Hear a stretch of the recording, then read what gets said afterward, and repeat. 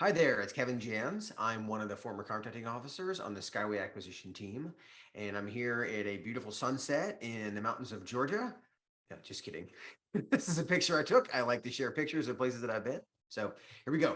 So today we're talking about the acquisition process, specifically about not shooting the messenger when it comes to what you hear from the contracting officer.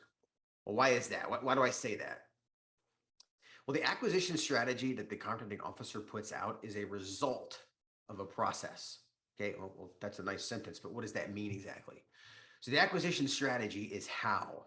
How is the government going to buy something from you? What is the approach they are taking? Is it something they've done before? Is it a new acquisition strategy? Is it a path of least resistance for them to be able to do it like they did it last time? As a contracting officer, that's my role, is I come up with the how.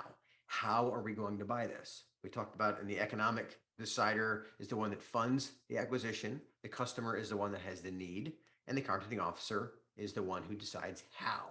Those are the three deciders. Did a video about that too. But of the three deciders, I'm responsible as the contracting officer on how we're going to buy this. That how, the fancy government term for that, is the acquisition strategy. The acquisition strategy is a result.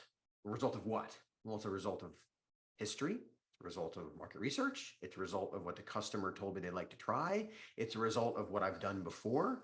It's a result of what I think might work. It's a result of what might have worked in the past, all of those things.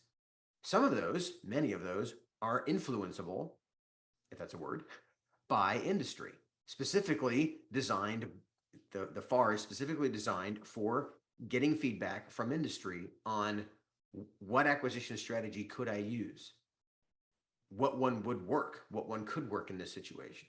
So it's a result of something. That something might be an idea that I had. It might be what I've done before. It might be a copy and paste of the last time we competed this contract, but it's a result. Okay. And it's a result of a process. The process, which is all laid out, most of which is laid out in the federal acquisition regulations and lots of other places. And it's a process that I have to follow.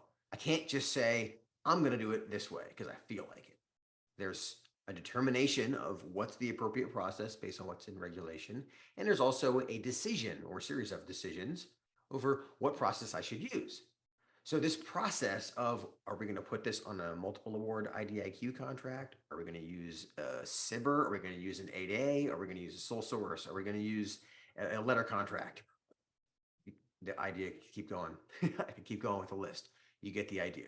The acquisition strategy is a result of a process. So the more you understand what an acquisition strategy is, the more you can influence the result of the process that got to that acquisition strategy.